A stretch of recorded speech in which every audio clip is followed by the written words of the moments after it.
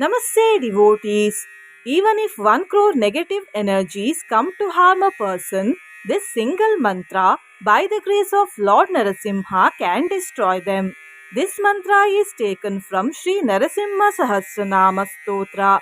This mantra not only destroys negative energies but also changes the life in a positive way. If you want simple remedies to your problems without any big puja and at a lesser price, send your full name, date of birth, place of birth, time of birth, and your problem to the WhatsApp number given in the description box and comment box. Don't call us, only send the message. A minimum fee amount will be charged. And after transferring the money within 2 days, remedies will be sent to you. Now, let's listen to this powerful mantra. Before listening to the mantra, if you are new to the channel, subscribe the channel, press the nearby bell icon and select all option.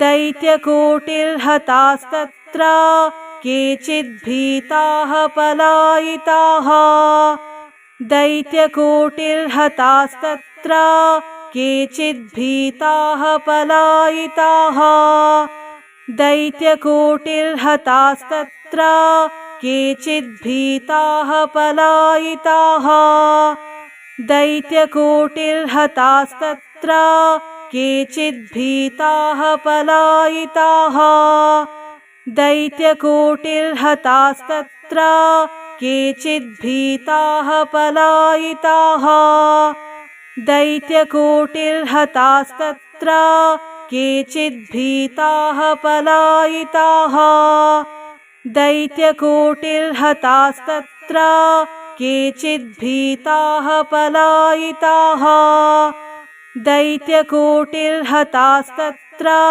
केचिद्भीताः पलायिताः दैत्यकोटिर्हतास्तत्र केचिद्भीताः पलायिताः दैत्यकोटिर्हतास्तत्र केचिद्भीताः पलायिताः दैत्यकोटिर्हतास्तत्र केचिद्भीताः पलायिताः दैत्यकोटिर्हतास्तत्र केचिद्भीताः पलायिताः दैत्यकोटिर्हतास्तत्र केचिद्भीताः पलायिताः दैत्यकोटिर्हतास्तत्र केचिद्भीताः पलायिताः दैत्यकोटिर्हतास्तत्र केचिद्भीताः पलायिताः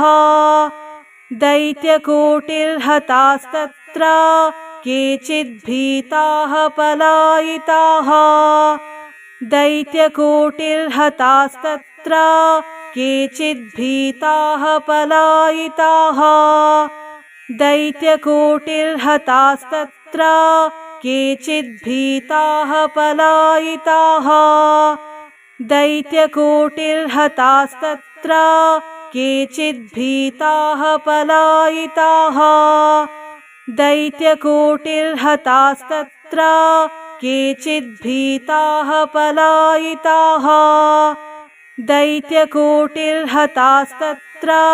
केचिद्भीताः पलायिताः दैत्यकोटिर्हतास्तत्र केचिद्भीताः पलायिताः दैत्यकोटिर्हतास्तत्र केचिद्भीताः पलायिताः दैत्यकोटिर्हतास्तत्र केचिद्भीताः पलायिताः दैत्यकोटिर्हतास्तत्र केचिद्भीताः पलायिताः दैत्यकोटिर्हतास्तत्र केचिद्भीताः पलायिताः दैत्यकोटिर्हतास्तत्र केचिद्भीताः पलायिताः दैत्यकोटिर्हतास्तत्र केचिद्भीताः पलायिताः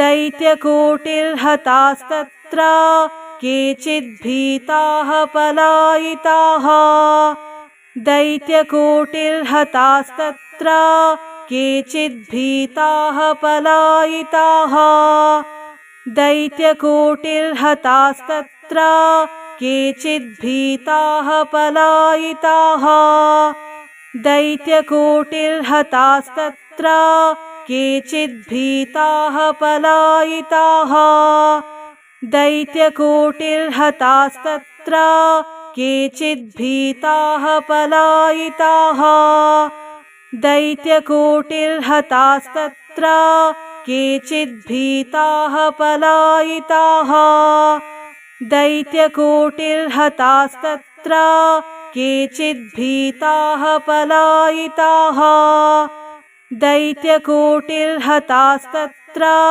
केचिद्भीताः पलायिताः दैत्यकोटिर्हतास्तत्र केचिद्भीताः पलायिताः दैत्यकोटिर्हतास्तत्र केचिद्भीताः पलायिताः दैत्यकोटिर्हतास्तत्र केचिद्भीताः पलायिताः दैत्यकोटिर्हतास्तत्र केचिद्भीताः पलायिताः दैत्यकोटिर्हतास्तत्र केचिद्भीताः पलायिताः दैत्यकोटिर्हतास्तत्र केचिद्भीताः पलायिताः दैत्यकोटिर्हतास्तत्र केचिद्भीताः पलायिताः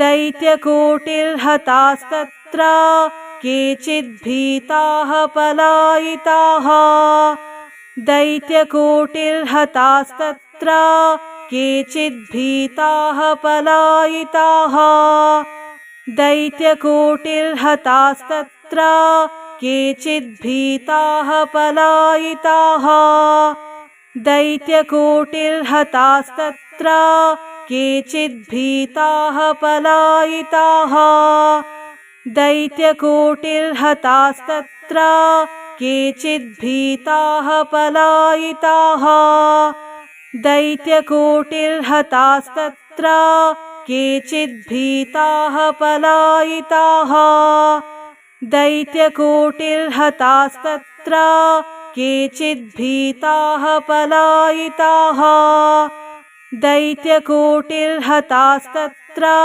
केचिद्भीताः पलायिताः दैत्यकोटिर्हतास्तत्र केचिद्भीताः पलायिताः दैत्यकोटिर्हतास्तत्र केचिद्भीताः पलायिताः दैत्यकोटिर्हतास्तत्र केचिद्भीताः पलायिताः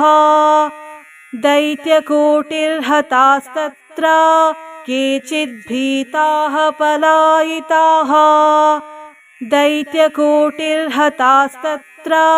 केचिद्भीताः पलायिताः दैत्यकोटिर्हतास्तत्र केचिद्भीताः पलायिताः दैत्यकोटिर्हतास्तत्र केचिद्भीताः पलायिताः दैत्यकोटिर्हतास्तत्र केचिद्भीताः पलायिताः दैत्यकोटिर्हतास्तत्र केचिद्भीताः पलायिताः दैत्यकोटिर्हतास्तत्र केचिद्भीताः पलायिताः दैत्यकोटिर्हतास्तत्र केचिद्भीताः पलायिताः दैत्यकोटिर्हतास्तत्र केचिद्भीताः पलायिताः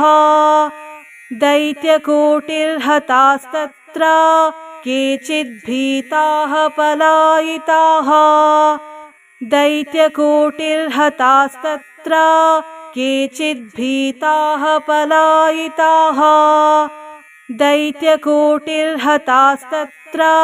केचिद्भीताः पलायिताः दैत्यकोटिर्हतास्तत्र केचिद्भीताः पलायिताः दैत्यकोटिर्हतास्तत्र केचिद्भीताः पलायिताः दैत्यकोटिर्हतास्तत्र केचिद्भीताः पलायिताः दैत्यकोटिर्हतास्तत्र केचिद्भीताः पलायिताः दैत्यकोटिर्हतास्तत्र केचिद्भीताः पलायिताः दैत्यकोटिर्हतास्तत्र केचिद्भीताः पलायिताः दैत्यकोटिर्हतास्तत्र केचिद्भीताः पलायिताः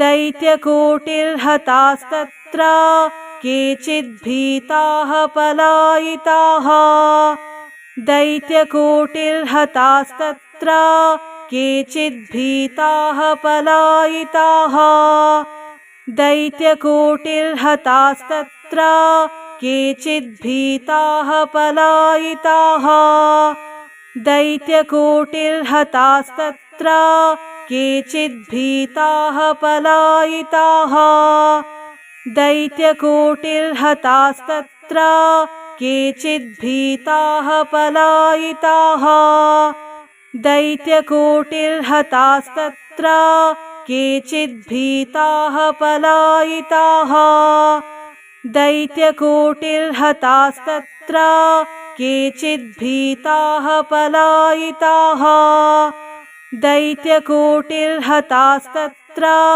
केचिद्भीताः पलायिताः दैत्यकोटिर्हतास्तत्र केचिद्भीताः पलायिताः दैत्यकोटिर्हतास्तत्र केचिद्भीताः पलायिताः दैत्यकोटिर्हतास्तत्र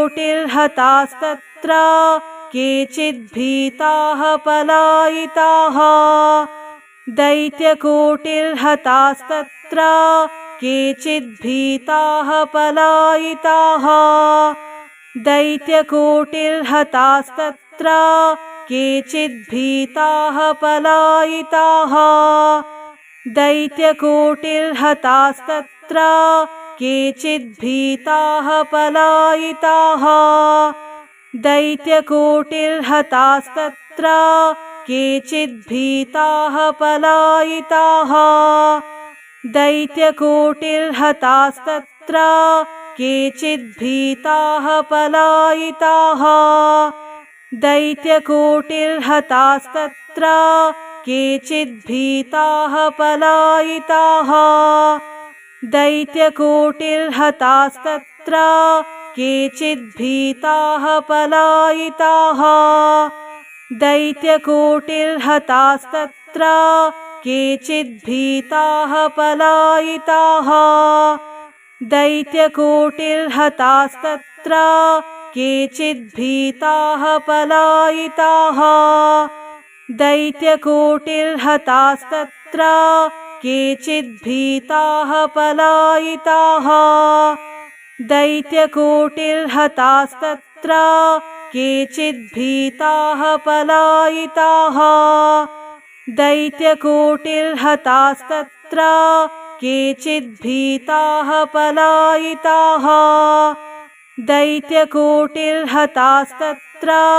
केचिद्भीताः पलायिताः दैत्यकोटिर्हतास्तत्र केचिद्भीताः पलायिताः दैत्यकोटिर्हतास्तत्र केचिद्भीताः पलायिताः दैत्यकोटिर्हतास्तत्र केचिद्भीताः पलायिताः दैत्यकोटिर्हतास्तत्र केचिद्भीताः पलायिताः दैत्यकोटिर्हतास्तत्र केचिद्भीताः पलायिताः दैत्यकोटिर्हतास्तत्र केचिद्भीताः पलायिताः दैत्यकोटिर्हतास्तत्र केचिद्भीताः पलायिताः।